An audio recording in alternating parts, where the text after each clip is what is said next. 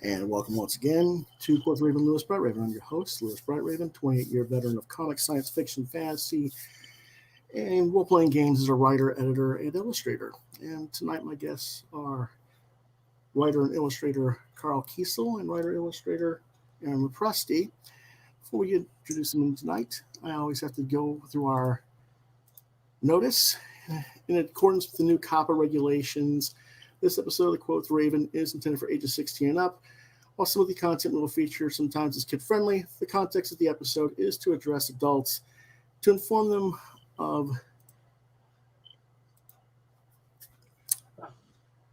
said content for them to research as consumers in service of their youth. In other words, parents, grandparents, aunts and uncles, teachers, librarians, etc. Rated TV 16 and up. And therefore, let's head on in here. We've got Mr. Karl Kesel to my left, and down below, Mr. Lopresti. Guys are sitting on my head. Karl, you look all dark and spooky in your room there. There's no lights on. Let's see. I got this light here. Maybe I can do. Is that better? Ooh, that's probably worse. Yeah. Yeah, Myrna got me this light. I'm really not convinced it was a good idea, but this will give me a little more light if I pull this forward. I got a face made for radio, Aaron. Oh, it's been an interesting day for everybody, I think. Okay. Got my hair cut just for this show. Oh, I'm getting my hair cut tomorrow, so you got like my mop top look tonight. Yeah, I do. Well, it goes along with the creepy lighting. So serial killer Karl or something. Yeah. Okay, gentlemen.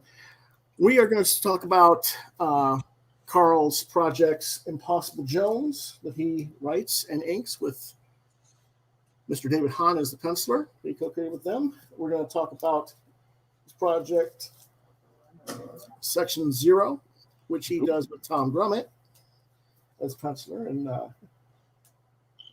I think there's another thing we'll be mentioning as well, Karl, when we get over to your panic button press page. Oh, okay, sure, yeah. And then with Aaron, we're going to talk about his imagination, 20 years of sketchbook that he's got available for purchase. And I'll show you what he did for me shortly. And we'll talk about his projects, Kit Carter and Garbage Man, which is forthcoming. Yeah, I got all sorts of irons in the fire.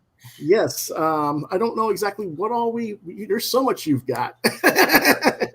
When we get to me, I'll just start throwing stuff out there and we'll see what sticks. Okay. Karl has solid publishing material though, right there. It's out, it's printed, it's available. And you got your sketchbook, right? That's available. I saw it. That's true. So I do have one. It's actually.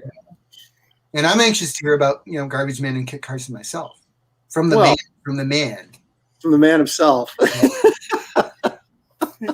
Now, I have visual aids that I can hold up to the camera. So. Yeah. Okay. I got Impossible Jones. What was it? I believe I got it Friday last week. Oh, okay. Yeah. And I got you sent a nice little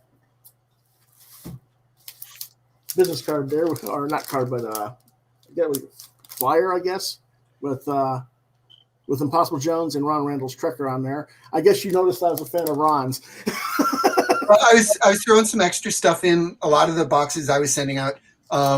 And I have a lot of those, what we call imp prints, where we have Impossible Jones team up with some other creator-owned character, and that was the very first one we did with Ron's.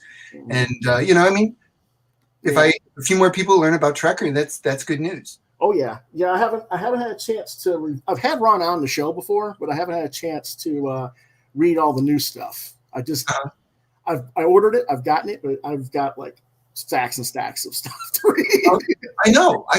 I don't. Aaron probably too. I mean, there's this stack of stuff, and I keep thinking I'm not buying that much stuff anymore, but I'm still buying, I guess, too much stuff. I can't read it. Well, you're busy all the time. It's like especially with you got little kids running around. It's like when do you have time to sit down and read? No, I know. Unless you're reading to the kids.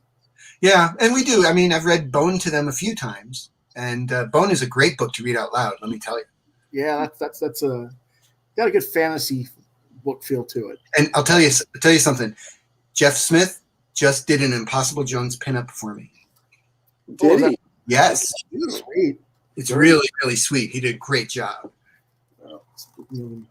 I did one for you too, Carl. Yeah, well, I'm going to share that. I sent Lewis a copy of the file. So, well, it's actually here in the book too. And it is in the book, and it is a beautiful pinup. Yeah, let's go right back to the Christmas story. Yep, we're going through the Christmas story. And there's let's get to those pinups. There it is. Oh, beautiful. Saucy. Yeah, let's just give Aaron all the image. Love it. Yeah, definitely. I have to say, I've known Aaron far too long at this point. Yeah. And Aaron, I mean, I'm honest when I say this. You're one of those artists who keeps getting better. I mean, when I met you, you were good, and now you're like amazing.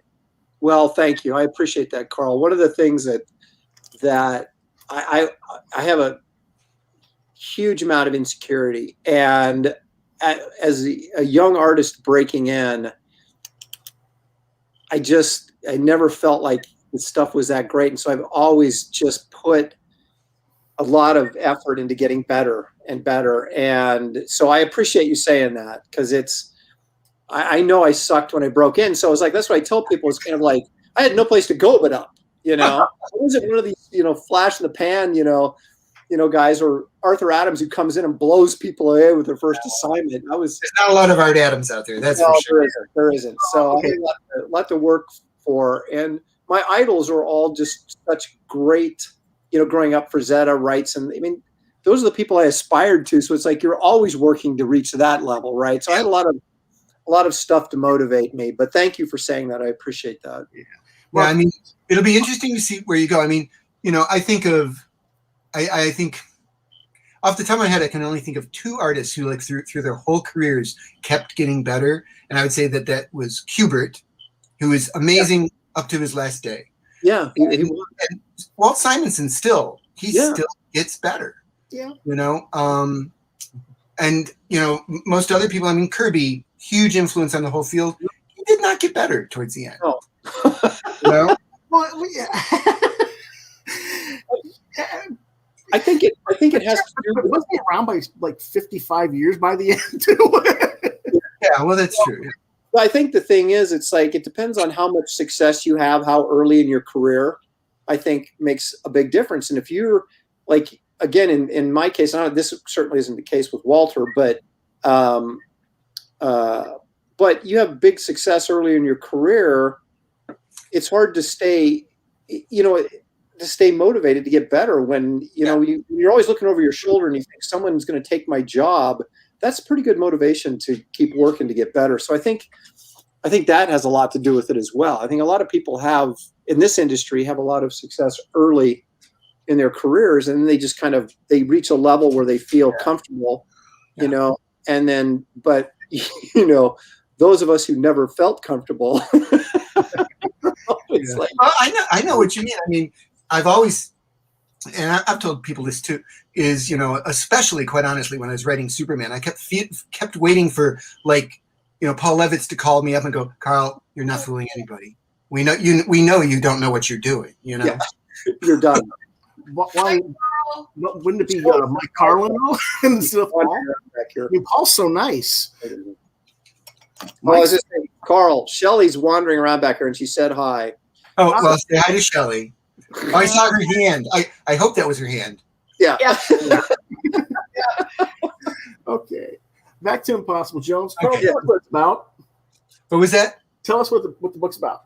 Well, the elevator pitch is that there's a thief, and she gains powers and is mistaken for a superhero, and says, "Yeah, I'm a superhero," but she has no plans of giving up her criminal ways because she really is good at it and she enjoys it. But now she can go to the police station and not get arrested. In fact, they will tell her where their cops are stationed. And and she can walk into a jewelry store and say, "So what sort of security do you have here?" And they're happy to show her, and so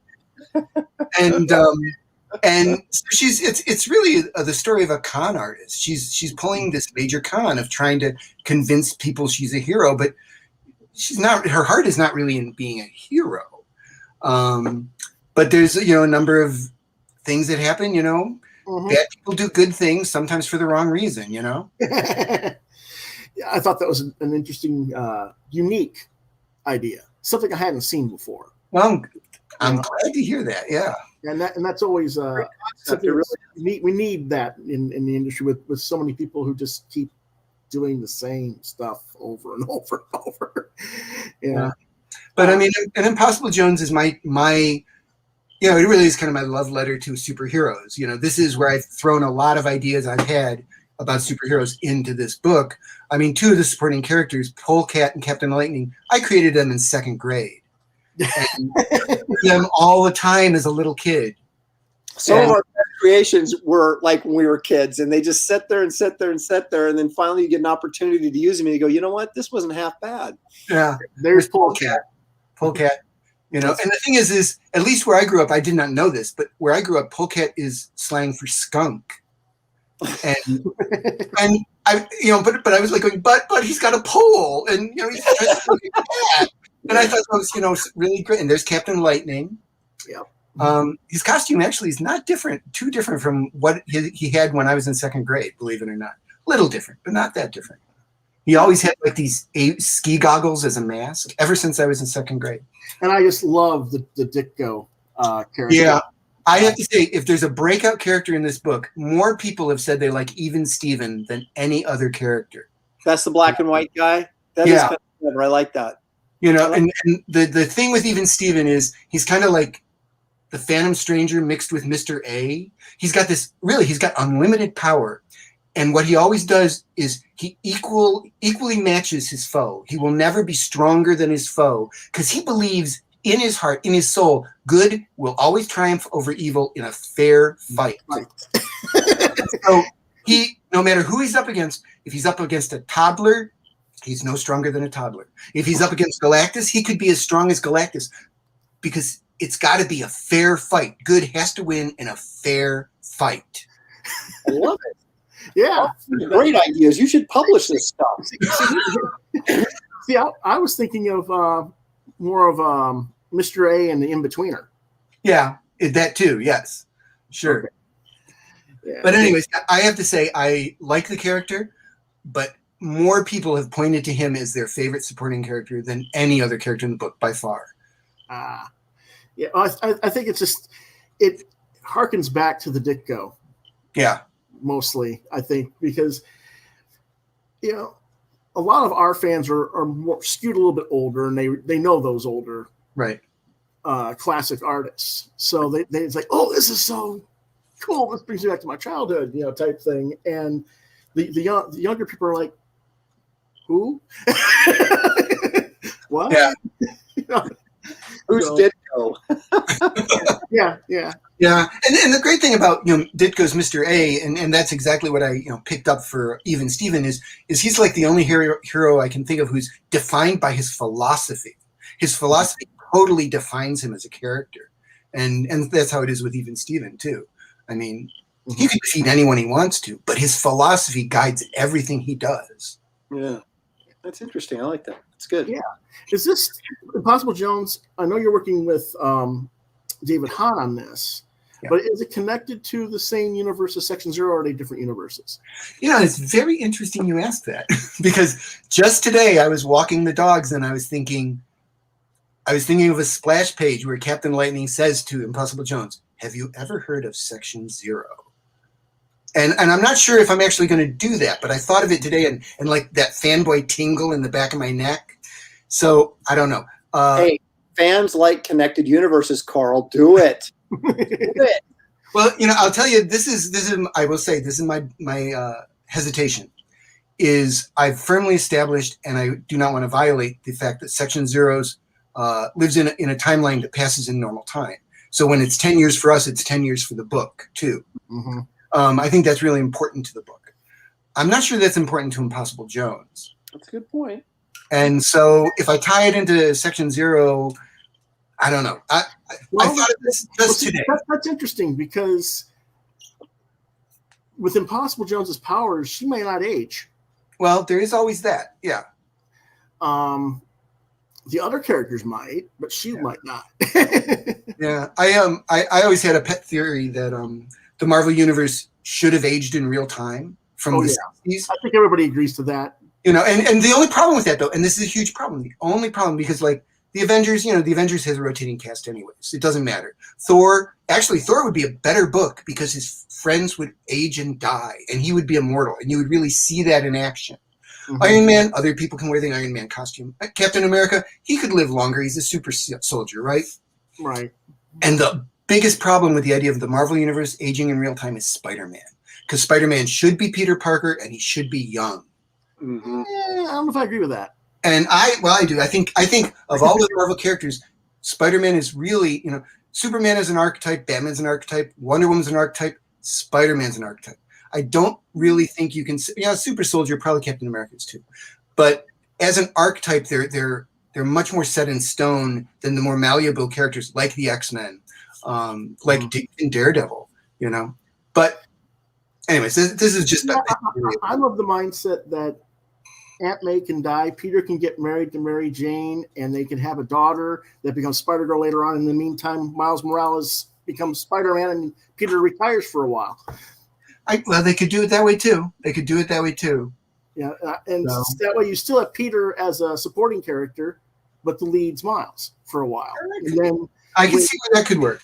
And then when Mayday Parker is old enough and her powers kick in, Miles can step aside and she can become the focal character. That's the way I look at it. That sounds like almost like Eric Larson's Savage Dragon. I mean, that's what he's been doing there. Mm-hmm. I'm still upset about them killing Gwen Stacy, so I can't even get into this conversation. I know. Yeah, that's Gwen. She was my gal. That was Peter's love. That was the perfect girl for Peter Parker. It's just terrible. Yeah. Oh well. Anyways, I'm yammering as always, so I'm sorry. Yeah. So we have one. Let's go back over to Section Zero, or actually, how many more?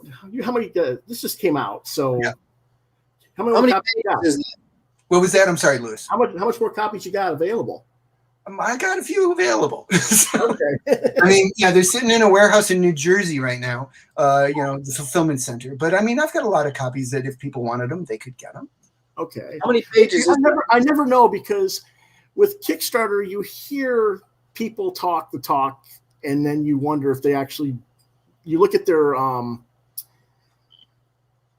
backer numbers, and it doesn't add to what they're saying. You know what I'm saying? Well, I mean, basically, and I have to say, I just did this. I just kind of guessed. I mean, with Section Zero, I took the number of backers we had and then doubled that for the print run. Mm-hmm. And I was talking to Jim Valentino when he was talking to me about Image republishing Section Zero, and he asked me, he goes, "How many copies do you have?" And I said, "Well, we had 1,000 backers. I had 2,000 printed up." He goes, "Perfect. That's the perfect amount to print up. Double your print run. That's what you should do." Mm-hmm. And if Jim believes it, I believe it. So that's what we did with Impossible Jones too. We had about 1,000 backers, and I printed up about 2,000 copies. So there's about 1,000 copies sitting around. Okay. And Jim says that's a good idea. Yeah. Well, Jim is not a fool. No. means. He's probably the one. Well, not that I don't respect Eric Riss, but Jim's the one I respect the most out of all the Image people. So anyways, but yeah, I mean, so I've got copies still available, and when we run the next Impossible Jones Kickstarter, people will be able to get the first book too and stuff like that. Yeah. Okay. Well, I'll definitely make sure that when we get to, down below in our on the YouTube page, you see. Well, I'll definitely make sure that when we get to, down below. Hold on a second. Yeah, no, my YouTube page was doing a delay. I saw that. Yeah, where I heard that. Yeah. But yeah, below the screen on the YouTube page, you can see the link to panicbuttonpress.com to order these books from Karl, Impossible Jones and Section Zero, and the forthcoming Section Zero 1959, which we're working on that very slowly. My goal is to get it out by the end of the year. So unfortunately, we ran into some horrible delays. First, Tom Grummett took on another assignment right when we funded, and that threw our original schedule right out the window. I'm very sorry about that. And then he got done with that, and COVID hit, and my work day was cut in half because we have two small kids, and they weren't in school anymore. So it's been a fun 2 years. Yeah. Yeah. Well, I was going to ask what happened. Now I know. That's what happened. So, but I mean, we still have COVID, but I'm going to get Section 059 done this year, and it's not going to happen quickly, but it will happen during this year. Okay. Well, this is the first Section Zero hardcover, and this collects the original miniseries and some additional materials that weren't published when you first published them back in 2000. Okay, I was thinking 99 or 2000 through Image. Tell us a little bit about what happened there. Well, I mean, we were putting out, Tom and I doing the Book of Our Dreams, Section Zero, and we got 3 issues out. We were working on the 4th issue, and the bottom line is I got divorced, and I no longer could afford to work on a book that was not paying me any money, which, as I'm sure Aaron will tell you, creator-owned just does not pay money. No.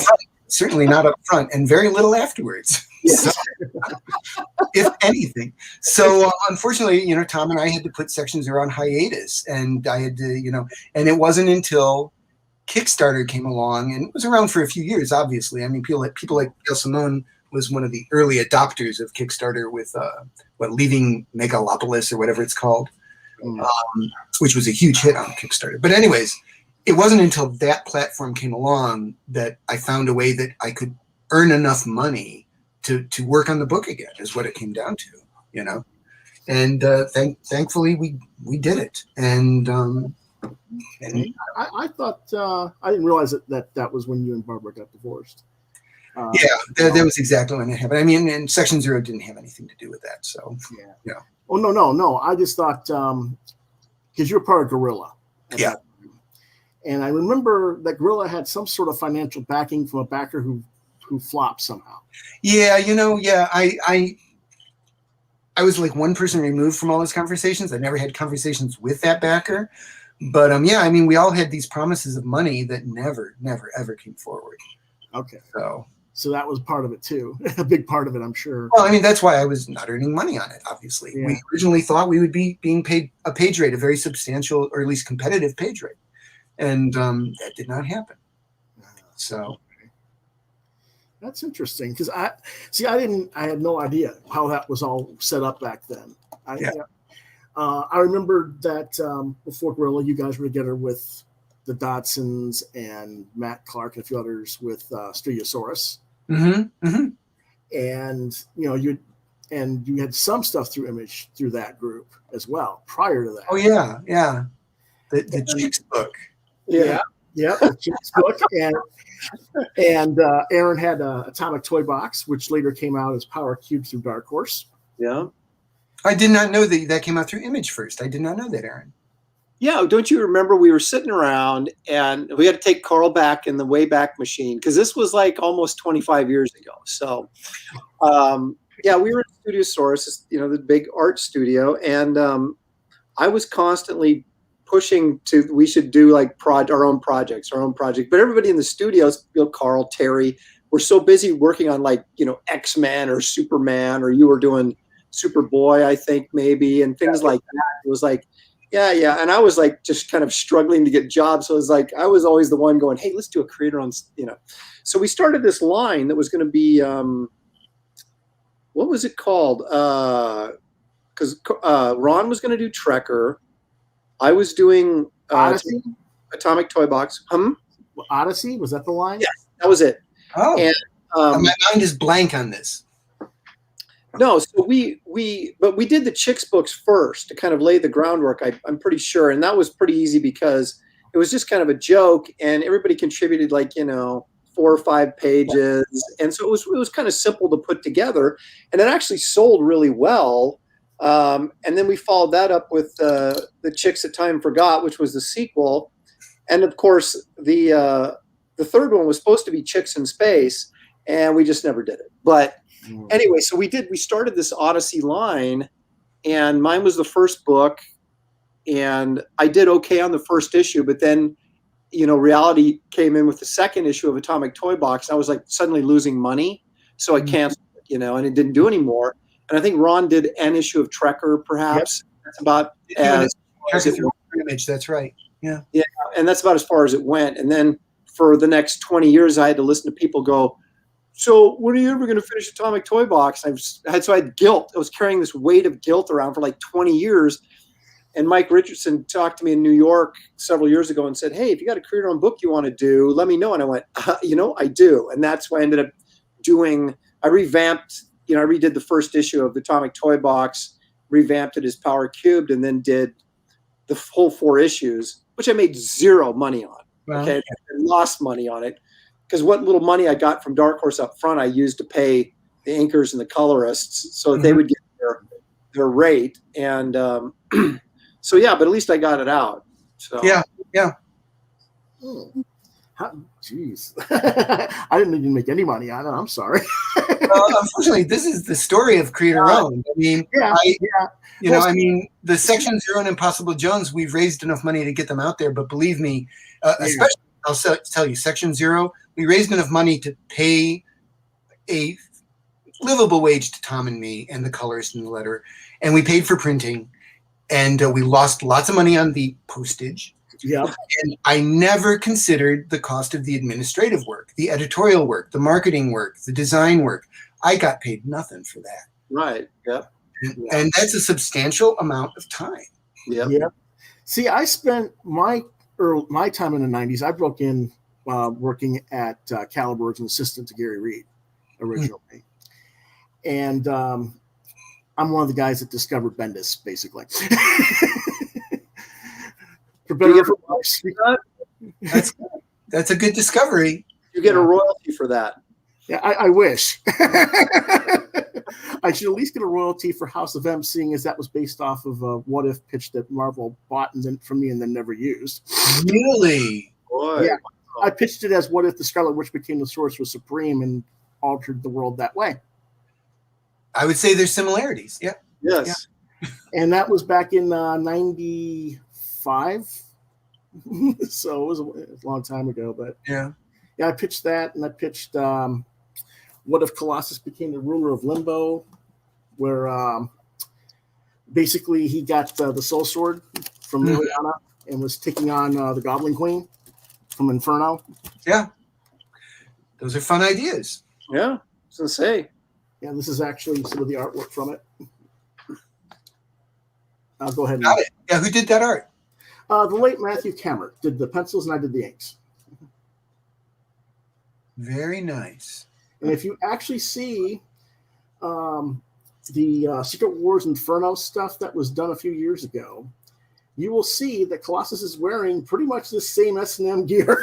It's like, where did they get that idea from?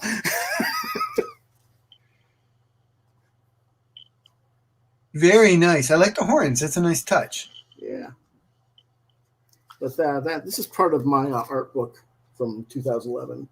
And since my name's Raven, Wingman, right. The Wingman's, for inkers, the Wingman, the penciler, makes the pencil look good. I know what you mean. So I figured that was a good title to have for it. Yeah, but yeah, I did that sort of stuff. But then I spent a lot of the stuff doing self-publishing and self-distribution of my own stuff back then. And yeah, I mean, if you're dealing with Diamond and giving them their cut and everything, yeah, you don't get no money. No. But I found back then, because I was still in college, I could just sell it to the kids on campus and then sell in the local communities around campuses. And I would do that. And I made money that way. But with Diamond, it's like all your profit, they eat it. Yeah. Yeah. Well, I mean, I think that's another thing crowdfunding has going for it. I mean, it's you direct to the customer. There is no Diamond. I mean, there is in a small way if you use a fulfillment company like Black Box or Backer Kid or something, they take a small percentage. But I'm sure it's not 60%. No, exactly. It is not what Diamond takes. Well, So, that's the thing too. Is it's like you have to, and Diamond, you got to pay fees too to even just get considered half the time. So yeah, you sell through Diamond, and your numbers have to be so high just to make a little bit of money. It's ridiculous. Yeah. Where say crowdfunding takes that away. You don't have to have huge numbers, like you said, to make some money on it. If you want to make big money, you need big numbers. But even if you were to sell 2,000 copies of a book, you'd make good money doing it through Kickstarter. But yes, absolutely, you'd lose your shirt if you did it through Diamond. Yeah. Mhm. It's kind of ironic. And what's so funny is so many of us went through Image, went through Dark Horse, went through IDW, through Diamond, all throughout the 90s and early 2000s. And now they've jumped over to Indiegogo and Kickstarter because they weren't getting the support from the Diamond market. And now the retailers are like, well, you abandoned us. You hear it. It's like, how did we abandon you? You didn't support us enough we had to go do this. Yeah.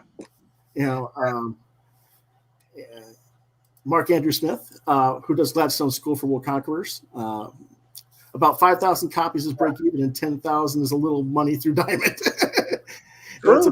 Yeah, it is. Yeah. And I can remember, all the stuff I did that wasn't Marvel related. In the 90s and 2000s through Arrow and Slave Labor Graphics was like 500 to 2,000 copies. You don't see anything back. No. I mean, those numbers are not easy in this market either. No, you say that it wasn't easy 20 years ago in the 90s. Yeah, that's true.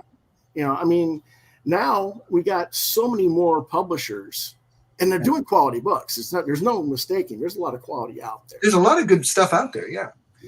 You wouldn't know it if you go into a lot of comic shops because they don't carry it, but it's there. It does exist. Well, that's the other thing is getting it on the shelves, even if you get through Diamond, because you have to convince retailers to take a chance to buy 4 or 5 copies of your book, because that's essentially what they're doing. They can't return it. So then trying to convince them to buy a new product and give it some shelf space is another challenge. Mm-hmm. There's a lot of good things. I mean, there is risk involved, obviously, with crowdfunding, because you may not hit your mark and then you may be losing money anyway, but I think it's easier to succeed crowdfunding than it is to just kind of, as an independent, to throw a comic book out. Yeah. Unless you really, today you can't do it right now because of COVID and stuff, but like back when I was doing this in the 90s, I was at Central Michigan University. I co-founded a student group and we all did our own books. Mm-hmm. We had 27 titles between us. So, you're marketing basically a whole company, yourself as it is. And so there's always something for somebody to like, almost. Right. So when you're going through all the dorms and you're going to conventions, and you go to a comic shop and they'll go, well, you're in black and white and you're the wrong format and that doesn't sell in my store. Okay, I'll just go to the music store right next door and sell 600 copies through them then. And we'll just tell we'll tell all your customers that you didn't want to support the local kids and see what happens to your business.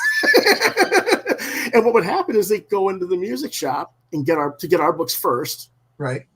Well, now they're a music shop. What are they buying? They're buying albums.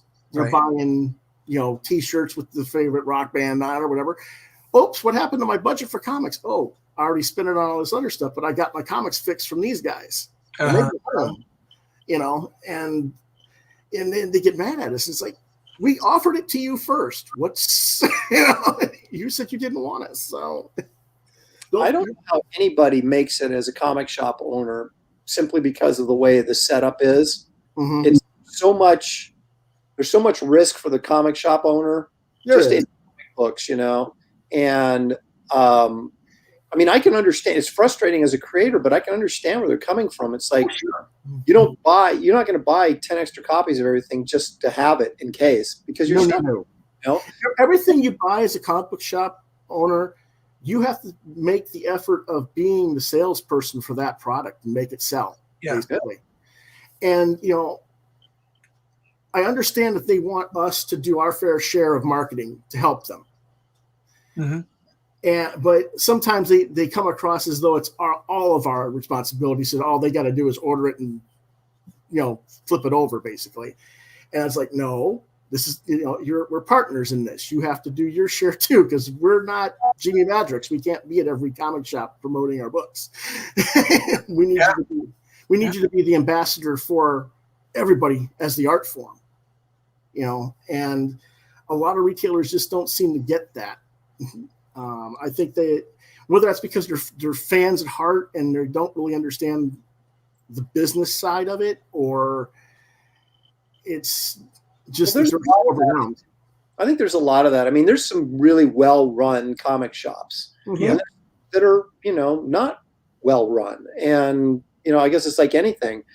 I was going to ask Karl, do you put up any sort of level for retailers to get your book and put it in their shops, or you just go? I always have, and it gets very, very little response. Actually, what I do is I talk to Don Reardon, who runs Future Dreams, and I say, this is my book, this is what I'm charging for it. What would retailers pay for this? And he gives me a number. You give us 3 copies for this amount, and it's a good deal. And so that's what I always do. And Don buys the retailer package, and probably one other person each time. I do not get a lot of retailers. Is he still over on Burnside, by the way? Yeah, he's still got his little shop down basement. In the basement. Yeah. I used to come when I had hair. And I was young. He was young, but I was way young. Yeah. Mark has a question for you, Karl. He wants to know if you own any corgis. What? Do you own corgis? I used to own corgis. I had corgis for decades. And then we got small children who did not enjoy being herded by the corgis, because the corgis. I mean, I love corgis. I think they're great dogs. And so, but unfortunately, we had to rehome our last corgi because his herding instinct was too strong. But since then, we do have 2 dogs. I looked for a dog that was very kid friendly, and we ended up with a boxer lab mix, which many people have said to us looks like it also has some ridgeback in it. And what this means, though, is this dog does not stop growing. He's huge. He's a huge dog. And I'm not used to having huge dogs. I'm used to having little, like mid-sized, like little Ottoman dogs. And this dog, Copper, his name is Copper. My son named him Copper because he's got a copper-colored coat. And he's a really great, even-tempered dog, great with the kids. They can do anything to him, and he just kind of lays there and, maybe licks their face, But he's huge. He's a huge dog. And so then my daughter, she wanted a lap dog. And Copper, he has many fine qualities, but he is not a lap dog. He put his cinder block head in your lap, but his back feet are like in the next room. So we actually all have Jazzy, and Jazzy is part Chihuahua. So we've got this teeny tiny dog and this really big monster, and it's like Mutt and Jeff. And the amazing thing is they love each other and they get along great. Yeah. So no corgis. Yeah. Mark says Ridgebacks are lion hunting dogs. Yes, they are. They are bred for lion hunting, and I guess they're good at it. We don't have any lions around here, so the Ridgeback are doing their job. Yeah, the reason he asks is he owns a corgi, and Barbara keeps liking all of his photos on his page, on his Facebook page. I guess Barbara still likes them or owns them. I don't know if she does or not. I mean, she had our last 2 corgis. Maybe she still has them. I mean, I love corgis. I think they're great dogs. Yeah. Yeah. It's funny. I don't know. Were you at San Diego in '96? Do you think? I don't know what years I was there. I never remember what years I'm there. Okay. Because I'm like, that was like, it was either 96 or 98 would be the only time I could have met you. Okay. And I know I met Aaron at San Diego more than once. And I was just like, and I've met Barbara lots of times because she was always going all over to all the shows representing Dark Horse when she was editorials. So. Yeah, exactly. Yeah. So I was always always talking to her, but I was just like, well, 96 would have been Studiosaurus days, so I'm sure we were all there in Artist Alley all together. We did that for a couple of years, I think. Yeah. Until one year we got shorted a table, and because I was the one who set it up, I had to. Randy Emberlin he got shorted out of his table, so he was, Randy, calm as Randy is when things don't go the right way. He was blowing his stack, and so I had to give up half my table to give him half his table. And after that, I was like, I'm never doing this again. Yeah, I understand. Yeah. So that's when I got a booth. And well, yeah, you and Terry had booths for a long time. Yeah, I got. We still do. We're still do it when there's shows. If there'll ever be another San Diego, we still got a booth. So if there ever another San Diego, I wonder how different it's going to be, because that turned into a madhouse. The last time I went was like 2002 or 2003, and they had about 100,000 people over the show. Well, they're not going to do it this year, obviously, because I haven't heard anything, and obviously, if they were going to do it, we'd have heard by now. Yeah. But you got to assume that by this time next year, pretty much everybody that wants to be vaccinated is going to be vaccinated, and at some point, things are going to get back to some sense of normalcy, I would think. Yeah, but probably not 21, probably 22. You're right. I mean, I know just today the helioscope people were talking about Emerald City or Rose City, and they were basically saying, even if it's happening, a lot of us are not comfortable going. And I think that's probably going to be a lot of people's attitude this year, that even if there are shows, they're not going to have the numbers that they've had, of guests or attendees. No, I'm sure that's true. But again, it's so hard to imagine where, this is all going to be 6 months from now. And, like I said, a lot of it depends on, the vaccinations and all that kind of stuff. So, I'm going to go to Rose City if it's there, what the heck. And I'll go to Seattle in December if they pull it off. But, yeah, we'll see. We'll see. That's it. We just have to see. That's right.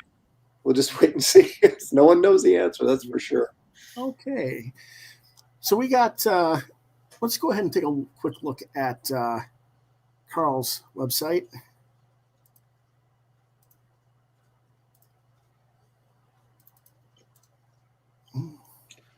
There it is.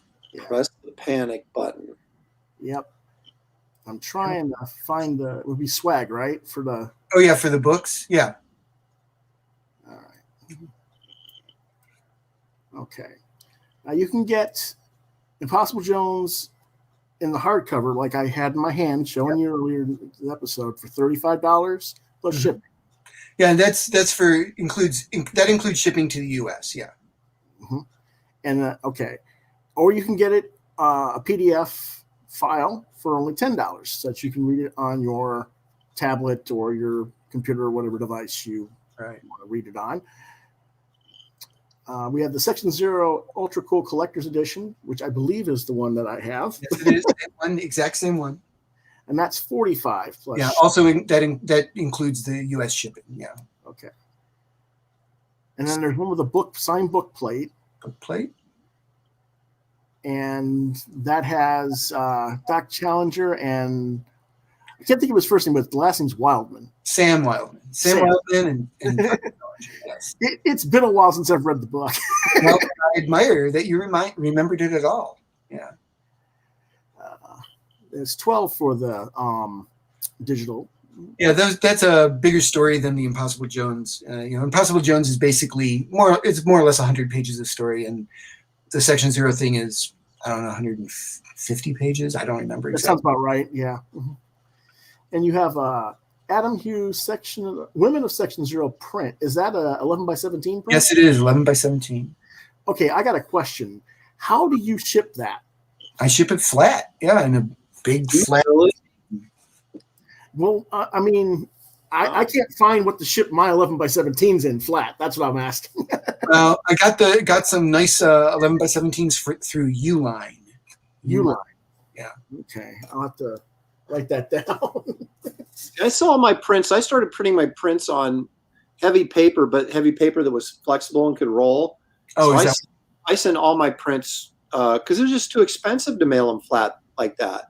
They are expensive. You charge someone $15 or $20 for a print, and you're saying, oh, and another $15 for shipping. It's like Shipping kills you. Shipping kills you.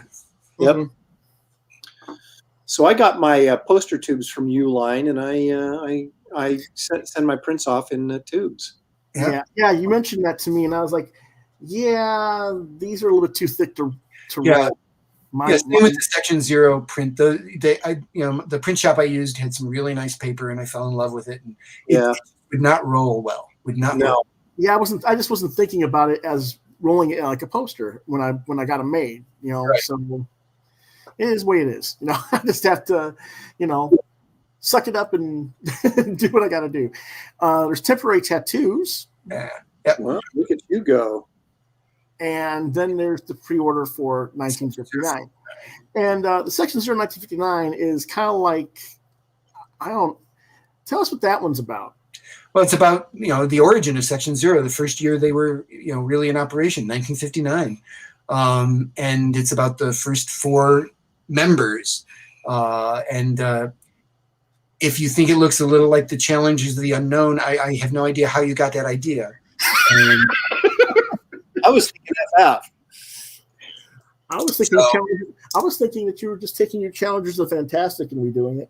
Well, yeah, that's it. I'm not swiping Challengers of the Unknown. I'm swiping Challengers of the Fantastic. That's what I'm doing.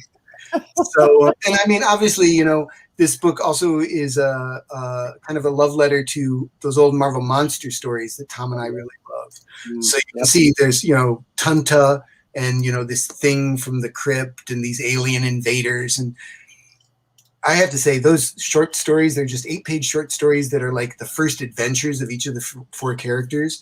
Those have been a blast to do. Those have been a real blast to do. And the monster on the top, Tunta, I actually ran a contest through the supporters to come up with a name. But I have to say, the name, my son came up with the name. And it was one of those days he came in and he goes, Dad, what does Tunta mean? And I'm going, Tunta? I have no idea what Tunta means. Where did you see that word? And he shows me, he's a big Minecraft fan, right? He shows me on Minecraft, it says TNT. And he goes, TNT Tunta. And I said, that's such a great name. I'm going to use it for the monster. Yeah.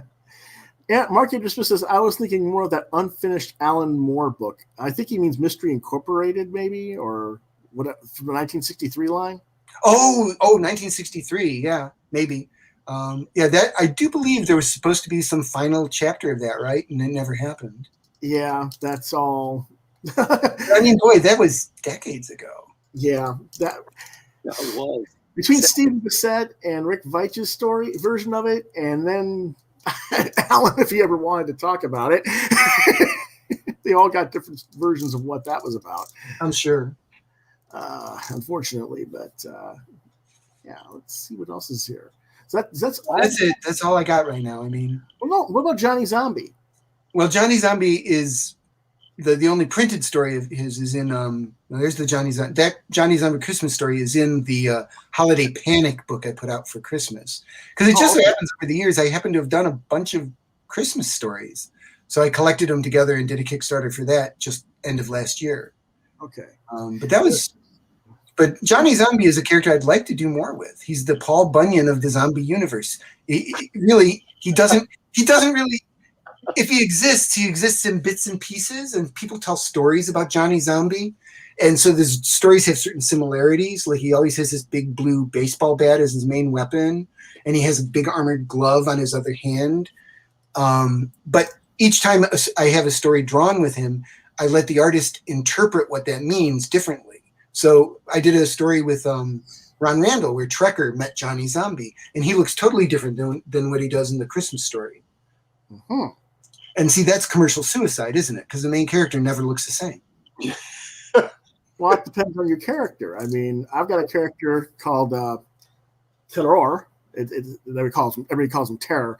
He's a shapeshifter who's got a mental defect. Normally, his race can basically figure out your greatest desire and shapeshift to that, but he can only sense your thing that you fear the most and shapeshift into that. So he can shapeshift to all these different appearances.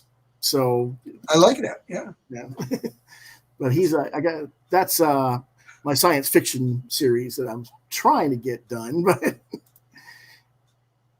yeah. But anyways, yeah, Johnny's it was a fun little story. I mean, that came about because I thought zombies movies are generally very pessimistic. They almost always end with everybody dying, right? And I started thinking, I wonder if you can actually do a hopeful zombie story. And this is my answer. It's a hopeful zombie story. Cool. Very cool. Okay, well, panicbuttonpress.com. That's it. That's all you need to do. And if you go to impossiblejones.com, it takes you to the same place. Awesome. That's pretty clever, Carl. Panic Button Press. I like that. That's pretty clever.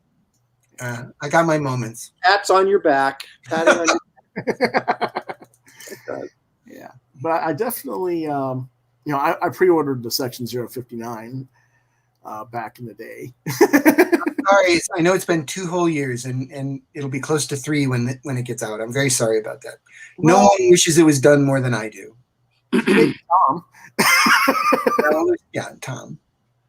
I mean, Tom's probably going, I shouldn't have taken that job, but he needed it probably at the time. Well, it was a good job, and Section 0 gets into the hands of 1,000 people, and he got into more. I know you reprinted it again through Image a second time. Yeah, Image did take the ultra cool collector's edition and publish all 6 issues. Right, which I actually bought all 6 of those as well. Mostly because if I didn't, my retailer wouldn't have ordered it for the store. Oh, well, thank you doubly then. So I made him order like 6 copies of each issue. Nice. By doing that. And it's like, I try to do this, and Mark will tell you, I got extra copies of his books. That he's been kickstarting and try to take them to the store. I'm not selling it, doesn't sell in my store. I'm like, it'll sell if you actually carry it and market it. If all that's the thing, but it's like, I don't read Marvel, so why is the first thing you ask me when I walk in the store if I'm going to read Swords of X? And it's like, I know why. It's because he's over-ordered it. Because, for whatever reason, he's over-ordered it, like most retailers do. And it's like, okay, I understand, but he's learned not to ask me about Marvel finally. I've been there for 2 years. He finally learned. Very good. Very good. You've trained him well. Well, you figure in 2020, I bought $8 worth of Marvel comics, and it was all $1 True Believer issues. Okay. So what does that tell you? Yeah. They were 20 cents when I started buying them. Boy, I miss those days. Yeah. 12 cent comics when I started. 12 cents. Yeah. Well, let's see. When I started buying them, geez, as a collector or when I started reading? As Reading. a kid, when you're reading them, Okay. Probably 25 to 35 cents. I think. I remember going into and it was a soda fountain shop and an ice cream, hamburger joint where I got my comics. And I went in one time and I had my money, I had my allowance, and I started picking up the comics and they'd gone up to 15 cents. And I didn't have enough money to buy all of them. I didn't have enough money. And I was like, I must have been like apoplectic or something, because there was a guy there with his girlfriend and he goes, "You need some money, kid?" And he gave me like $1. So I had enough money to buy. And he said to his girlfriend, "This is why I can't take you out on nice dates." He goes, "I give all my money to kids." It's funny. I'd been convinced for years that the first book that I bought off the stands myself. Not the Mhm. first one I owned, because my parents, when I was like 6, got me FF 112. But the That's one a that went, Thing issue. yes. That's a great cover. That's a great issue. I was like, I didn't know any of the characters, but like, I want that, and for years I thought the Thing was dead, because he gets knocked out by the Hulk at the end of the issue, and I had no idea what happened after that for years. But anyway, I had convinced myself over the years that the first book that I bought off the newsstands was Amazing Spider-Man 138, 38 with a mind worm, right? Okay. And I specifically remember going into the shop and buying that, or the Plaid Pantry or 7-Eleven or wherever it was. I bought that. I bought Ghost Rider #9 that had Satan on the cover, and I was afraid my mom would see it and I'd get busted. And the issue of Man-Thing, and then I can't remember what the other one was, probably in an Avengers. And so I whenever somebody asks, what was the first comic book you ever bought? I'd always tell this story, right? Well, I was going through, I don't know, another website wanted me to comment on some books that had come out during a certain period of time.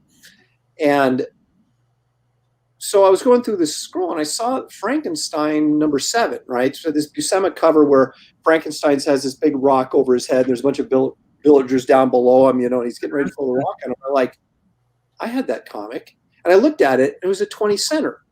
And of course, Spider-Man 138 is a 25 center. And I went, what? What? So apparently the first comic I actually bought was Frankenstein #7, because I did have that, and it was a 20 center. So I think it was 73, which surprised me because I didn't realize I was buying comics that early, but apparently I was. Yeah. That's a weird one for me, because my mother was the manager for a toy store, and then later became the buyer representative for the entire chain. Wow. It's like a kid's dream. I know. Yeah. The buyer store. So this is like Star Wars launch time. When this happened. So just before that, I was getting like all those Mego figures and Star Trek figures and stuff. And so I got the gold key Star Treks. Oh yeah. And I got my mom would get me Batman, Superman, Spider-Man of that era, like 75, 76 era of vintage. And of course, when Star Wars came out, I got all the early Star Wars. That's what I remember as like the earliest stuff. And I think the earliest one I can remember that was like a DC book was actually an Adventure Comics 443 with Aquaman facing something like the Fisherman or something, and he had this cast rod it's wrapped around Aquaman. He's riding a dolphin. It's like, yeah. Exactly why I didn't buy DC Comics, because of dumb covers like that. Yeah. But no, it was just like, it was kind of like, hey, I know Aquaman from Super Friends. Right. Yeah. Right. I want to see what this is. I was 4. 76, wasn't it? Because didn't the Star Wars comic actually come out before the movie did? I don't know off the top. I have no idea. Yeah, I don't know. I think it did. I think they were ahead of the game. Marvel was ahead and licensed that, and I think it came out before the movie. I may be mistaken, but it was very close to either the same time or just before. Chaykin would know, because I think he worked on it. I was just going to say, why don't you just call up Howard? Yeah. I will. I'm going to ask him. No, I'm sure he would know. Yeah, and I'm sure he'd be glad to tell you. Yeah. In detail. Yeah, because Howard is very loquacious. I love Howard. I have to say, the last, before conventions shut down, Howard and I started showing up at a number of conventions in a row, and I have to say, getting to know Howard was the joy of those conventions. I really enjoy Howard a lot. It's funny because we get reputations from what people think they perceive of us at shows, and then you get to know somebody, and it's so often not what people think we are. Right. And Howard's my guilty pleasure. Yeah. What was that? Howard is my guilty pleasure. He's kind of the Darth Vader to my Luke Skywalker. So he's your father? we have some interesting. We get along great, but we have some interesting conversations. The two of us. I'm sure you always have an interesting conversation with Howard, no matter who you are. That's the thing. That's true. So true. I'm going to. Let's go ahead and go over to Aaron's page real quick. I want to see it. My antiquated web page needs updating. It does have my sketchbook on it though, so at least I updated that. It has what on it? My sketchbook. So I did update that. Yeah, he's got original art for sale. He's got greeting cards for sale. He's got prints for sale, and he's got sketchbooks for sale and other books. Let's go to the books. Let's go to the book. There it is. And this is Raw Imagination, 20 Years of Sketches. It's a 64-page full-color hardcover, 8x10, that features a combination of Aaron's best sketch work over the past 20 years and 30 pages of never-before-published images. Limited to 150 copies. He's probably sold about 270 by now. No, I'm still at 220. I haven't done an Aaron con for a while, and that's usually where I get the big boost in is my virtual cons. I'll get, sell 20 or 30 copies, but now I'm sitting at 218 right now, which really actually helped those things go as I've been offering the $20 headshot on the inside of the book.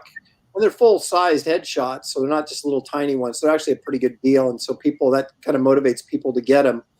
And but yeah, I was gonna thinking about kickstarting it, but then I was like, I felt confident. Oh, there you go. Nice side color. This is actually a sketch of my character Tina Blake, who is the partner of Terror, the Intergalactic Thieves.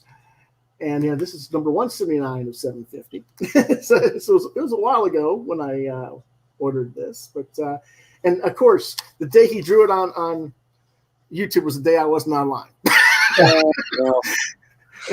That happens every time. It's not just you.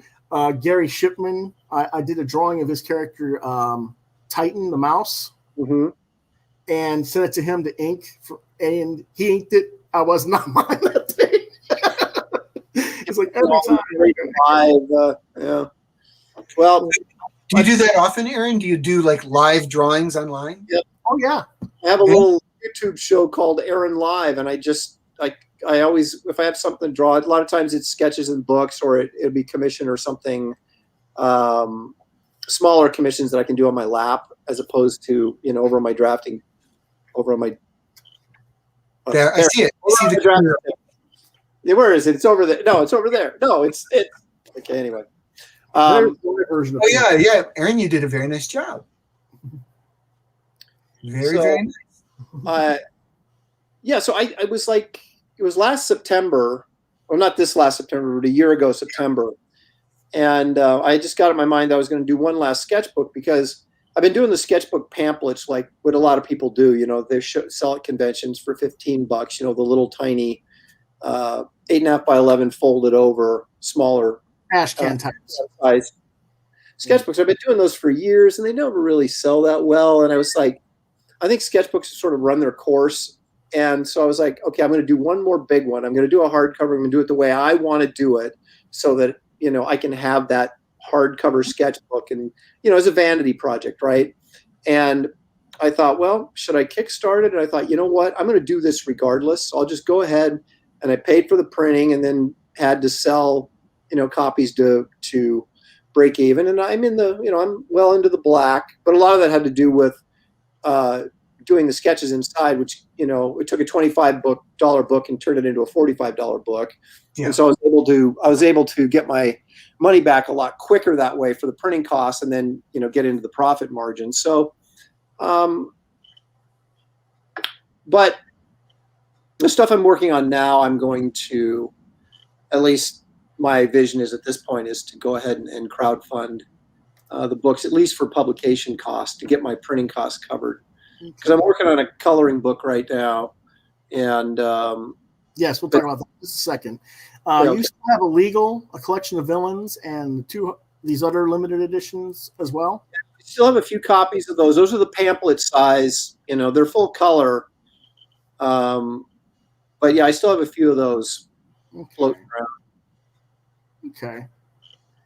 Saved from the Trash. I love that name. That's actually a really good one. That's a square bound. That's a little bit bigger, black and white paperback, but it's square bound, and it's all. Like I said, it's all black and white, but it's got some good stuff in it. It was one of my favorite sketchbooks. But as I learned that putting a goofy monster on the cover is not as effective as putting a good-looking girl on the cover for sales numbers. I guess you guys didn't know that. I just thought I would throw that out there. That's why I can't sell this Wingman book. It's got me as a raven drawing a dragon. That was my problem. I should have gone female. You know, I should have had a female model on the cover. You know, that's right. Yeah. But yeah. But you know, speaking of the, you gave me the idea actually of doing the sketches in the inside cover of my books when you started doing that. I don't have a nice big page to do it on, unfortunately, but I do. Yeah, well, you have plenty of room there to do stuff. That's cool. Yeah. Well, a lot of people when they buy books like this, they want them they'll pay the extra money to get them remarked or get a sketch in there, so it becomes more of a personal item. And you know, in fact, I think I'm curious as to how many books, if I hadn't offered the sketch option in there, how many books I would have sold at this point, as opposed to how many I sold because I offered the sketch option. Because I've had people buy 4 or 5 copies because they wanted different sketches inside them, which I thought was pretty funny. But because I had them. Got a Yosagi. Yep. Cool. Nice, but that's a great incentive to help move the books. And I don't know, Carl, on yours, if you guys did any remarks or anything on your book as incentive. Obviously, you know, Impossible Jones. I didn't leave a spot for that, so it would be hard to do it. Now you got to think about for the next one, right? The next one, yeah, and 6-0. I mean, I've never done a sketch or inside it. Well, technically, you could. Like you could do something there because it is a very light image, yeah. But it's I don't know, and I guess maybe you could turn the page and do it on that blank white page there. Yeah, it is not part of the design. It was not thought about when I put it together. Yeah, that's what I'm saying. I didn't think about doing it either until I saw him doing it, and I was like, "Yeah, I got to do that." It makes a difference. Yeah, and we all learn from each other. That's what this is all about. Right? Absolutely. I got to go to Chicago before COVID shut everything down. That was like the only show really of the year. And so I was at Chicago with them, and that was the first show I had them at. And they did pretty well. I wasn't offering the sketches there because I had enough commissions at the show, and I didn't want to get caught doing, you know, headshots and all these books and then not be able to get the other commissions done. So I just sold them, you know, as signed and numbered limited edition books and did pretty well with them at the show. But then, you know, I never got to go to another show. So everything I sold was through my virtual shows online, and I did fine with them. But you always wonder, well, how many could I have sold at San Diego, or how many could I have sold if I did WonderCon or this show or that show, when you don't have to deal with the shipping costs or things like that, you know? So I guess we'll never know. But I've got them in inventory now, and I'm not going to do any more sketchbooks because like I said, when I first started doing them, they sold really well, but they just became this sort of, I just don't think they're that novel anymore. And so I want to do something substantial with a hardcover that people could say, you know what, I can put this in my bookshelf. It's not just something I'm going to put in a comic book sleeve and throw in the closet. Right. So, so I'll have them. Obviously, I've got 750 of them. I've sold 220, so I still have 500 left. But I expect to have them for, you know, the next 5 years and just take them with me to shows. And anytime I sell one, it's pure profit at this point because I've already paid my printing costs and everything. Right. So kind of the long-term goal. The only problem with it is that the inventory takes up space in your house, right? So you got boxes stacked up and you're like, I got to move these. Move. Well, Shelley didn't need that closet. She did not need that closet. No. Of course not. Well, now your daughter's off to college and you've got an empty nest, you've got space. Well, my kids we are empty nesters, but you know. and that'll like discourage them from coming back if their room is filled up with your sketchbook. Books, shipping supplies, and that's pretty much the truth. Yeah. So, He's also got prints for sale on Beautiful. Those are beautiful. thank you. and Rolled and put into a poster tube. No, I love the Nouveau Wonder Woman. That's really nice. thank you. he actually drew this Cat in America on Aaron Live. Did I? I guess I did. At least part of it you did. Yeah, you're right. That's right. I did. I was, or I did a vid. No, I did a video from Talking Comics with Talking Comics and Art with Aaron Lopresti is the other show I do. That's all taped, and I think I was inking it on that. Yeah. That's what it was. Yeah. Yeah, I get these printed on 100-pound silk cover stock, and it's very heavy and it's a nice paper, but it's flexible, so you can roll it. So originally the stuff I got it on was too stiff and I couldn't roll it, and I was mailing them flat, and it was just like it was charging as much for shipping as the print, and I was like that's not a very effective way to sell these prints. So the 100-pound silk cover stock actually works really well. How is that comparative to like movie posters? Because I know you're a big movie poster buff. No, this is way heavier. The movie poster paper is just thin. These still have some heft to them. It's just a flexible paper, so it rolls. Yeah, 100-pound is good. That's a good stock. Yeah, I figured it was, but I'm not a movie poster person, but I know Aaron started out as a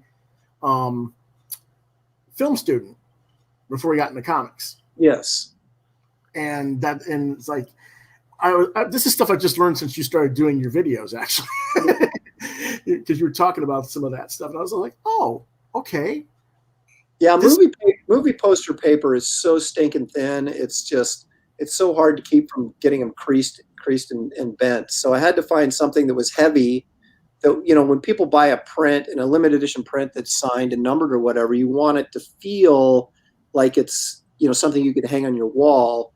And so like I said, originally when I was doing these, I put them on paper that was just too stiff, and I found that happy medium that I'm pretty happy with, that 100-pound silk, and that's what I do all my new prints on. So that they're hefty enough, and it's a nice paper, so that you can if you want to frame it and put it up, it looks fine, but you can also roll it, and it works. It works out really well. I haven't had anybody anything get damaged or anything like that. Right. Poster tubes, and it's cheaper. It's like $4, $3.50 to $5, depending on where the people live, to ship it, which is a far cry from $10 to $15 if you're mailing it flat.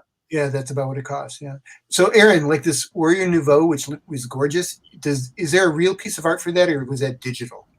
No, I do the old-fashioned way, and it's funny, Carl, because you'd appreciate this, being as old school as I am. I was like, I don't understand this digital craze, because 20% of my income since I've been in comics is generally original art sales. I know what why you mean. take that away by doing it digitally? Yeah. Talk to Brian Boland. I can't understand it. My gosh, how much money could he be making selling originals, and he's not doing it just to save time? I'm like, it doesn't save me that much time. And how much are you really saving? Well, I know Ron Endel says that digital work, he feels it saves him about 30%. 1/3 of he works 1/3 faster digitally. Really? Yeah. Huh. Well, I bet. One thing, corrections are 10 times easier, obviously. Oh yeah, that I understand. Yes. But I'm never going to give up. I'm never going to give up having the original art. No, I'm glad. I'm glad to hear it, Aaron.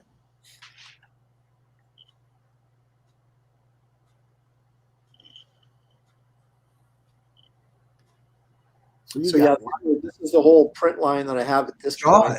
That's fun. You want to see the Jaws poster a little bit bigger? Nice. Yeah, I think he did really good likenesses. The my son's a big. You guys are, I'm sure, familiar with the Mondo and Bottleneck Gallery and all these people that do these new kind of movie poster prints. Right. Well, he's a big fan of that stuff, right? And so he's and so am I to a certain degree. It's just I collect so much stuff as it is. It's like I can't like add yet another thing to start collecting. But so he Dad, you got to do a Jaws movie poster, Mondo style for me. And I'm like, all right. So it took him 2 years of, because that's a lot of work for essentially nothing, just to keep your son happy. And so I finally got it done, and I made it as an 11x17 print. Now he was ticked off at me because he wanted me to do the original 24x36. And I'm like, I can't even scan that once I get it done, and then you're working on an easel when you're working that big. And it was just like, I don't need to work that big. So I did this 11x17, but I did print them up as 24x36 on a thinner paper stock.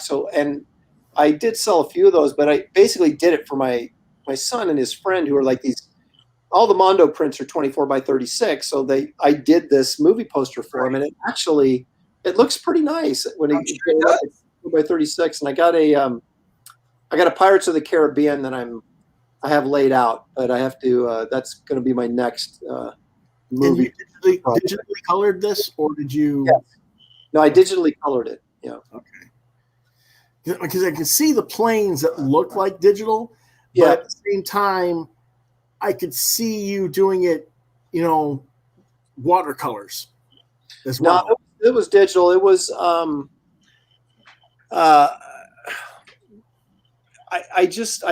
put down I created a palette of about 4 or 5 blues, all in the same sort of range, and I just started laying down patches of color over the top of each other, and that's how I got that sort of watercolor sort of looking effect. But I had never done that before, and so it was kind of interesting to do it that way.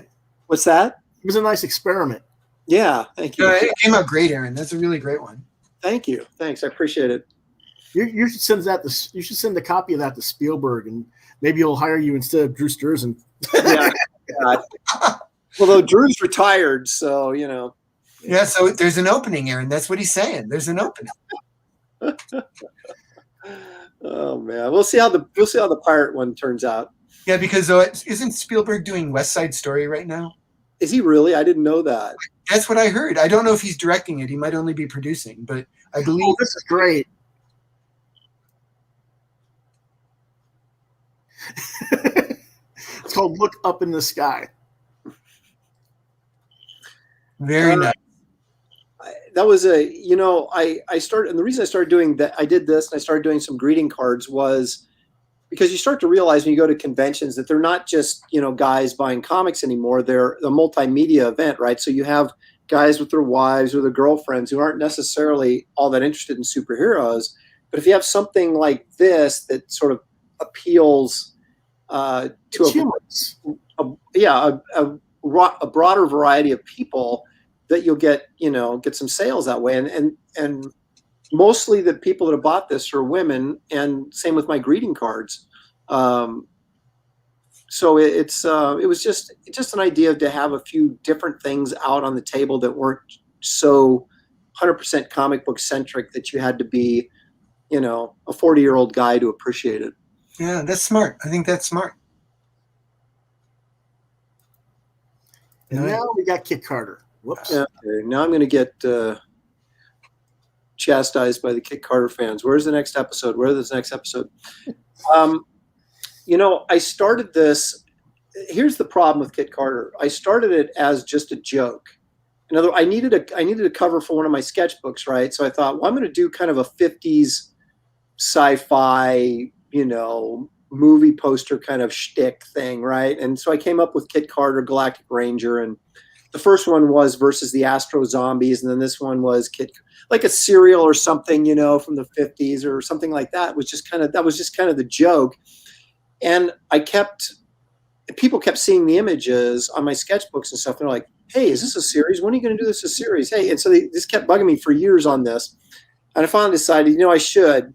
And so I worked out a script, but it just didn't feel right to me. It was like, it was becoming something that I was kind of losing control of it, in the sense that it wasn't what I wanted it to be when I first started doing it. And so I thought, what if I approached this as a newspaper strip, like an old Sunday, newspaper strip. And so that it had the adventure, it had a gag at the end, and then you kind of moved on to the next, so it was like, it's connected, serialized in that way, but more like like Prince Valiant or something, you have your Flashpoint. Strip, right? And then it's kind of self-contained, but leads to the next one. And then, so I started doing them like that, and I've done 7 or 8 of them. And I was able to kind of get a grip of the character and kind of what I wanted to do. And so that's what I've been doing with them, just online. And and now I feel like I've been working on it enough that I probably could put together a comic book or a graphic novel, not just of Sunday strips, but more of a traditional continuity that a comic book reader would be used to. But I still have like 3 more of the newspaper style strips to finish, so I can wrap it up, because she's right now being held captive by Zing the Zealous, and I have to get her out of it. Original Zing the Zealous. Yeah. No relation to Ming the Merciless. Of course. Not. I didn't even make the connection. So anyway, I don't really have any concrete long-term plans for it, but it's kind of there on the back burner. The stuff I'm working on right now, and I did have brought some art with me, is I'm working on a coloring book. And again, Karl will appreciate this, and maybe you will too, Louis. I don't know how old you are, but I'm 49 in March. Okay, well, you might be old enough. Wrightson came out with in '74 a Color of the Creatures coloring book. You know that one, Karl, right? The big oversized thing, right? And it had some tremendous black and white artwork in it, right? And I thought I wanted to do an art book, but I started thinking, well, does that have enough intrigue to an average buyer? And I thought, well, what if I did an art book and did a coloring book, kind of like what Wrightson did? So you got these really nice pieces of black and white artwork, but it also doubles as a coloring book.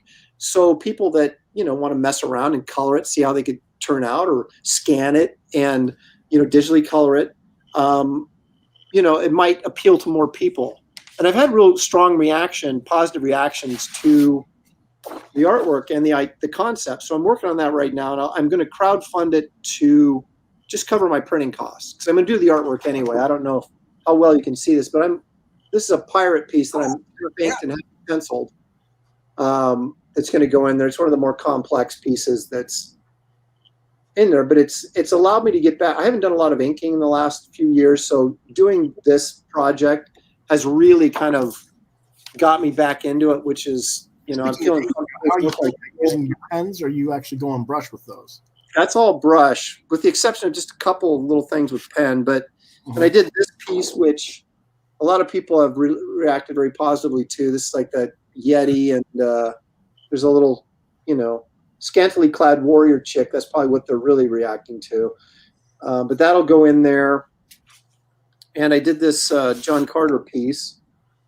That's band. The band. Okay. Yeah. They're falling off. Right. I was wondering if you were holding it sideways. Okay. Yeah. I see they're falling off a cliff. You can see Barsoom back here in the desert area there. First, I was thinking Woola for some reason, but that's the one that's on his side, right? Oh, yeah, this is a band, those lion things, and so you got Deja hanging on his mane, and John Carter there, sort of wrapped up in his grip as they're going off the cliff.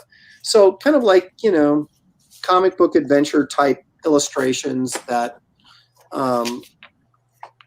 that'll be in the book, and I'm going to put a little narrative on the page facing them, sort of like a short story that describes the picture. And so I'll have all that sort of content in it that hopefully, and again, I'm not trying to raise a ton of money, just enough to cover the printing costs, which on a black and white book is not, astronomical by any stretch of the imagination. So, it'll be a lot like the project of the sketchbook was, but at least this time I think I'm going to try and crowdfund it so I'm not in the hole with my printing costs before I get started. Right.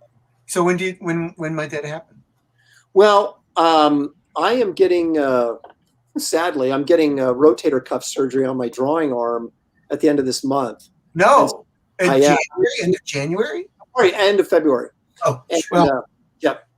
And so I'm going to be, the doctor's like, well, you can start drawing as long as you don't move your shoulder. And I'm like, well, yeah, that's not going to work that great. But so I'm going to be at least out of commission. Yeah. I'm going to be out of Well, the thing is, he said, basically, you cannot lift your arm with using your shoulder, right?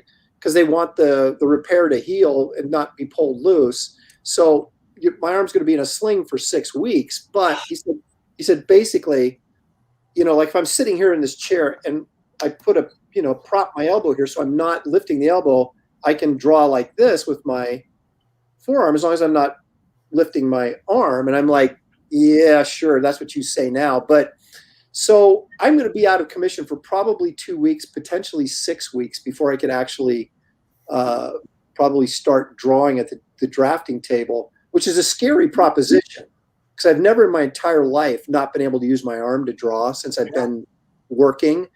And but it's like if I don't get it done, the tear is bad enough that I could be looking at shoulder replacement in a few years if I don't get it fixed. So I'm like, all right, I'll do it. Do it. Yeah. So the idea is to get all the art done for the book before I get my surgery, and then I can put it up as a crowdfund for 30 days or whatever. Yeah, perfect. While I'm laid up. Yeah, that's kind of the idea. So we'll see. Okay. Cool. I like that plan. That's the moral of the story, anyway. We'll see if it works out. But now you also have Garbage Man, which that's right. And I forgot, he says. Yeah, well, before you, I almost forgot. I was going to ask you about something that came in my mind about Kit Carter. I can't remember if this is yours or not. I thought you had a comic book called The Primal Zone.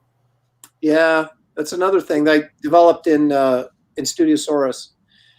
That's originally what I was going to do instead of Power Cubed, but everybody on the studio was like, no one's going to buy a dinosaur comic, Aaron. And I'm like, yeah, you're right. So they dumped it.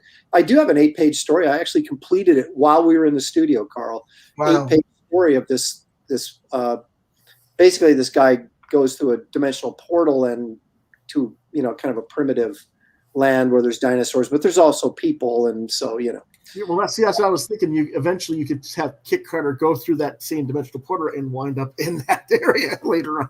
Oh. Well, I've got, and Carl's the same ways, and is a crazy idea guy, and it's like you've got like 6 or 7 or 8 titles, right? And you're like, I want to do all these, and but you can only it's a huge problem. Yeah.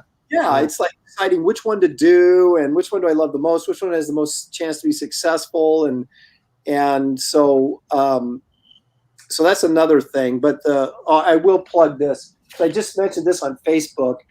I did. This I also did while we were in Studiosaurus. Oh my God. This was originally. I'll pull back a little bit there. Is it Zorro? Huh? Is it Zorro? No, that's the Wraith of God. Yeah, Wraith of God is the name of the. It's a Western horror superhero. He's kind of a Batman of the Old West monster hunter. Nice. And I originally, Carl, when I was in Studiosaurus, I had conceptualized this revamping of the Western Ghost Rider, and I pitched it to Marvel, or I tried to get someone at Marvel to listen to me, and no one, combination of me not being prominent and then also probably a Western Ghost Rider, they couldn't care less, right? So I ended up taking the thing and revamping it and making it my own character, and I just finished the 65-page graphic novel script for it. So I'm going to do something with that as well. So, I got a lot of irons in the fire, like I said, and if any of them come to fruition, it'll be fantastic. But well, Aaron, that was where Impossible Jones came from too. I mean, I literally woke up one morning and I said, I know how to do Plastic Man. I know how to make it work. And I did. The idea was, Plastic Man, thief, falls in a vat of acid, wakes up with superpowers, and he says, I'm going to be a superhero. And I said, no. Thief something horrible happens. They get superpowers and they wake up and they don't say they're going to be a hero. They say, No. I'm going to get the son of the bitches that left me behind to die, the rest of my gang. Yep. And you go after your gang, but from the outside looking in, you're going after bad guys. And people think you're a hero. And Yep. that's where Possible Jones came from. Yeah. But I actually contacted DiDio. I didn't tell him the plot, but I said, I got a new idea for Plastic Man. Do you want to hear it? He goes, nah, Plastic Man. No one wants Plastic Man. So I kept it. Yeah, well, I mean, that's the problem is like we come up with these ideas for these second or third tier characters, and a publisher is like, look, at Batman sells, X-Men sells, Spider-Man sells, nothing else sells. I'm not putting any money into this, and it's a hard sell. It really is. Yeah, and then they forget that there's readers like me who have said, yeah, I'm bored with Batman now. Give me something else. Yeah. And it's not that I don't like Batman, but you just got to have the exact right creative team to get my interest or forget it. And how often do they give me that? Very, very rare. Yeah. Well, I will say about Garbage Man, I do have a publisher that I'm taking all the DC material, which I now own, returned to me, and they don't want me to talk about it yet until they're ready to launch it, which ticks me off because I'm like, look, I need to be talking about this now, so when you do launch it, everybody's ready for it. But so I'm still talking about it. I'm just not saying who's involved. But I got all my original material back from DC, which was 120 pages worth of material, right? And now 18 pages of that 120 pages of material has Batman in it. Correct. So the publisher that I'm working with fronted me not just enough money to repencil, re-ink, recolor, re-letter those 18 pages. So, and it was a good deal for them because they're basically paying for 18 pages of work for 120 pages of essentially be a big trade paperback they're going to release. And so it has new material in it, which is kind of cool. Yeah. And I had to come up with new characters to replace Batman, right? And so it's sort of the first appearance of this superhero team that I came up with again while I was in Studiosaurus. So I'm using up all my Studiosaurus ideas are finally coming to fruition, 25 years later. But wasn't that the Creeps though? Yeah. And then you didn't do Creeps because Dan Michigan and somebody else did a Creeps. I remember that now. Yes. Yep. And I was like, I remember seeing the ad for. I'm like, wait a minute, what happened to Aaron's Creeps? We did an ash can. And I think that was in the ash can because I had done 3 or 4 pages of it. Right. Because that was Yeah. And that was a 96 or 98 ash can. Yeah.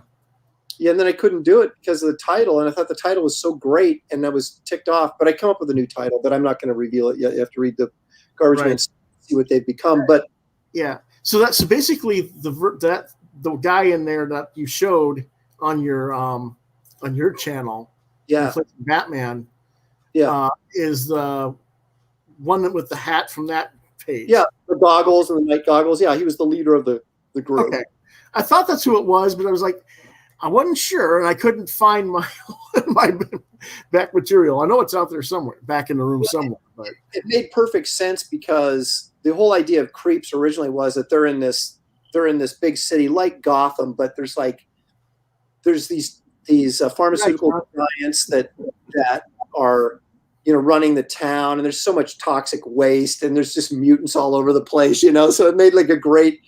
And Garbage Man takes place in Gotham City, at least. It did, when it was a DC universe. Yeah. Now I changed that, and these characters, these dark sort of night characters, fit right in to that mold, and so it was really almost seamless putting them in the story. And so those pages have been penciled, rewritten, penciled, inked, and they're being colored right now. And when they're colored, as soon as I get done colored in the next 2 weeks, I'll have them lettered. And then I dump it off to the publisher and let them put it together because I got all the files, color files, and EPS letter files from DC. So great, congratulations on that! I'm looking forward to it. Yeah, thank you. It'll be. I'm glad to finally see it get put together. And it's very strange because DC, in the way that was contracted, all they had to do was use the character once every. It was either 3 years or 5 years, and they could maintain the copyright. And I remember Kevin McGuire had done his creator-owned book, Tanga, was in the anthology with Garbage Man. And he was in the exact same contractual boat that I was. And I kept telling him, because we were trying to get the rights back, or kind of not really. I mean, we're kind of half-assed trying to get the rights back because we were both working. So it was like, what are we going to do with it if we get the rights back anyway, right? Yeah. But I kept telling him, I said, Kevin, there's no way they're going to give us these IPs back. All they have to do is hire us to do one story every 3 years, and they can keep the IP. So I was stunned that they just gave them back to us. Because as a publishing entity, why would you do that? It's relatively inexpensive. Kevin got Tanga back? Yeah. Good. Well, good for him. Good for you. All they had to do was say, okay, Aaron, do a Garbage Man Halloween special in October, and we can keep the character for another 5 years. That's all they would have had to do. But could they have just had Garbage Man show up in an issue of Batman without your involvement, or did you have to be involved? Well, the way it was worded was that he could guest star, but I would have to give the okay. Uh-huh. And then, which of course I would have, because it would have only, heightened the profile of the character. But that's a good question. I'm not sure if he had to I think, because if he did a project with Garbage Man, I had to be given first right of refusal to work on it, right? Right. So I think if they had done like Garbage Man's going to cross over into Batman, I would have had to draw on the issue, or they would have had to ask me, right, do you care if, Capullo or whoever does the issue and we want to use the character? And that probably would have saved their IP. So it would have been really inexpensive, I think, for them to keep the stuff. And it doesn't make any sense as why they would just give up an IP like that. But it's probably just short-sighted. I mean, it could very well be they said, we got Swamp Thing, Right, I mean, exactly. Because I originally created it when I left Marvel and went to DC, and one of the reasons why is because I wanted to write my own stuff, and I brought that up to Dan DiDio, and he was like, I don't care, and then we started talking, and he goes, what I really need is I need a monster character to replace Swamp Thing, because it was being held by Vertigo, and they wouldn't give it back to the DCU. They wanted to keep it in Vertigo. And so Dan really wanted a monster book like a Hulk or a Swamp Thing or something in the DCU. So I said, well, let me come up with something that's very Swamp Thing-like. And that's what I came up with, Garbage Man. And it was so funny because it was originally going to be its own series. And then it was going to be a miniseries. And then it was going to be backup stories in Batman and Detective. And then it ended up being the worst possible case scenario, is being thrown into an anthology book that no one knew about. Yeah. But at least he still let me do it. He didn't pull the plug on the whole thing. I still got to do it. And like I said, it was 120 pages. So it was essentially, a 6-issue miniseries. Yeah. In 10-page increments. Right. So. That was kind of odd how that all came about. I mean, I can remember you did another anthology for them with Metamorpho as well. Yeah, I got screwed on that too. I went to Dan. Happy stories from Aaron. Happy stories. Well, I had no happy stories, but similar to your Plastic Man thing, I was bugging Dan for years about doing Metamorpho, and he's like, no one wants to buy Metamorpho. And I'm like, okay, you're right, but I still want to do it, And so eventually we got to a point where DC was like, yeah, we need to get more of the properties out there. We need to, renew copyrights. We need to get this stuff out there. And so I was bugging him about Metamorpho. He goes, okay, fine, do it.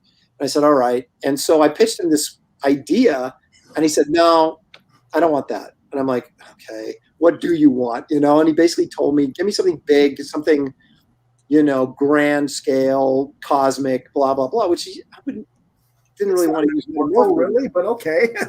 But that's kind of what I came up with. And so then it was going to be a mini-series. In fact, I had done 2 covers for it. And then they brought, we're going to stick this in an anthology book. And I'm like, oh. And you know what they stuck him with? Well, Keith Giffen doing Sugar and Spike, which was actually really good. And Sugar and Spike. I mean, I know, but it was really good. It really was good. I have to say, I did not see that, but I would like to see that. I would like to see I'm not saying it wasn't a good series. What I'm saying is most people today wouldn't even know what the heck Sugar and Spike was. Right. Granted, it was actually pretty good. And what was the other one? There was one other one. It was a 64-page book because these were full issues, right? Because they were all supposed to be their own miniseries. Wasn't it with the Dio's? Oh shoot! What's the Metal Man? Yeah. Was that where his Metal Man was? Yeah, Metal Man was in there. That's right. Metal Man was the other story in there.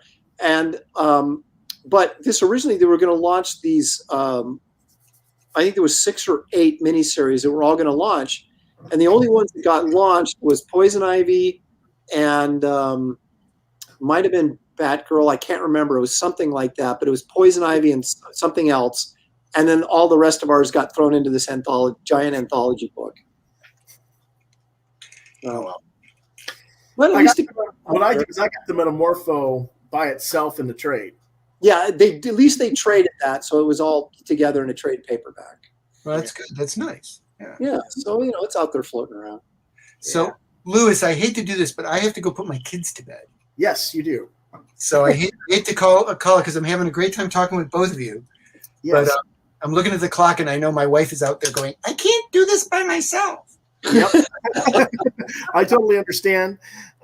So we're going to go ahead and you can visit Karl's page, and that's panicbuttonpress.com. And you can get the Section 0 or the Impossible Jones, or both, there. Thank you very much. And Aaron, if you want to go too, that's fine. Or do you want to stay around for a few more minutes? I'm going to go get some dinner. I'm starving. Yeah. I understand.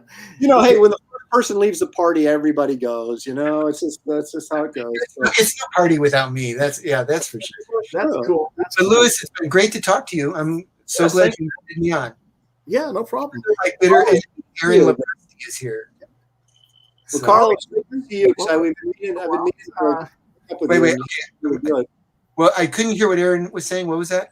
I was just saying it was great to see you again, Karl, because I've been meaning to hook up with you, and we just haven't done it. But so it's good to see you on virtually. Yeah, virtually. Yeah. Yeah. Well, that's what. Life in Oregon at least? Huh? Aren't you both in Oregon at least? Yeah, we are. Yeah, I mean, yeah, but still, I mean, social distancing, right? That's true. That's true. I don't get this. See, where I live, my father's susceptible because he's on pacemaker and he's on oxygen and stuff. So I'm always social distance with everybody anyway. If I see my friends once every 3 months, it's yay, I got to see my friends. I'm used to it. Yeah. But well, thanks for having us, Louis. I appreciate it, man. I'm glad. Thank you very much. All right, guys. Have a good one. Good night. See you guys. Okay.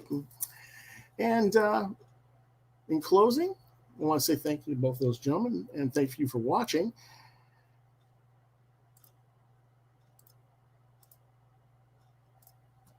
If you want to reach me, you can reach me at Facebook on Louis.BrightRaven, Twitter at LouisBrightRave2, DeviantArt.com/BrightRaven, YouTube at QuothRaven, LouisBrightRaven, QuothRavenLBR72 at gmail.com, or LouisBrightRaven at yahoo.com. And I just realized that has misspelled, so I'm going to have to correct that graphic. Wish someone had told me sooner. It's been like that, messed up like that for a while. Okay, but it's been fun talking about those guys, and you can see they got a lot of stuff going on. On Monday, or actually, tomorrow, Friday night, is genre night, and I will be talking science fiction TV shows and films, franchises that aren't Star Wars, Star Trek, Aliens or Predator, that I, some like favorite ones. Probably talk about Babylon 5, Back to the Future, a few other ones. That'll be tomorrow night at 9 p.m.